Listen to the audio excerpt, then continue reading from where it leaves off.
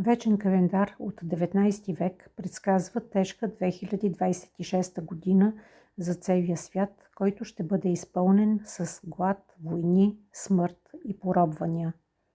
Календарът е един от най-ценните експонати в отдел етнография в Регионален исторически музей Видин и текстът му е разчетен и адаптиран към съвременния български език от етнолога доктор Сашка Бизаранова.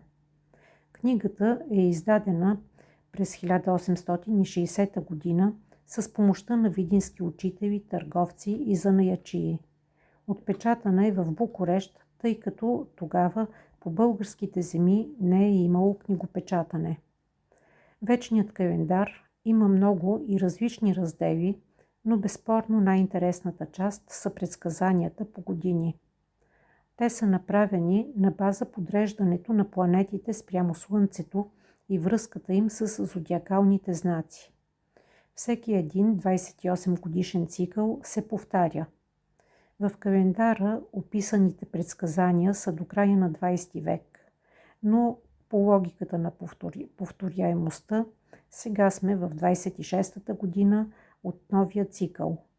Броенето в България от 1916 година е по Григорианския календар и за това не трябва да се забравя, че първото число на месеца в календара съответства на датата 14 по новия стил. Ето какво пише за 2026 година.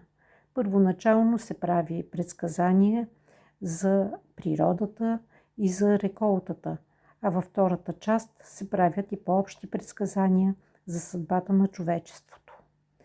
Написаното дословно звучи така. В тази година владее планетата Меркурий в зодията на Везни. Тя застрашава човеците с неплодородие, с вреди по пчелите. На гроздето обещава много. И мор ще се появи. Началото на зимата ще е с мраз, средата средна, а краят с поредици ще бъде дъждовен и с големи речни наводнения.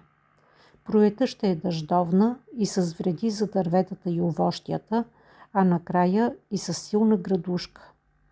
Лятото ще е дъждовно и мъгловито, затова трябва да се избърза с жътвата, за да не се повреди житото. И есента ще е дъждовна. При това ще се случат големи несъгласия и войни между царства и княжества и една провинция или град ще пропаднат от смъртта на много хиляди човеци. При това ще се случат и много други вреди и злини, предателства, зли помисли, грабителства, поробвания и различни боеве между силни владетели. Дали предсказанието е вярно и всичко това ще се случи, ще можем да кажем в края на годината.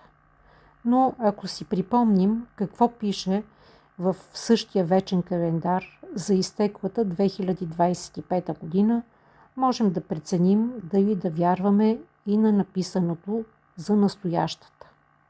За 25-та година в календара е записано следното. Видението на Сатурн в 12-тия знак небесен е защото тези планети са неблагополучни. Много зло и нещастие за хората предсказва, злочестия и различни други допринасящи вреда ушотии. Между хората няма да има любов, нито искреност, но ще бъде обща вреда. А течението слънчево в 8-я небесен знак с луната и в зодия Везни означава смърт на един велик и силен цар и по целия свят глад и мор и хората ще претърпят много зло, скръб и печал.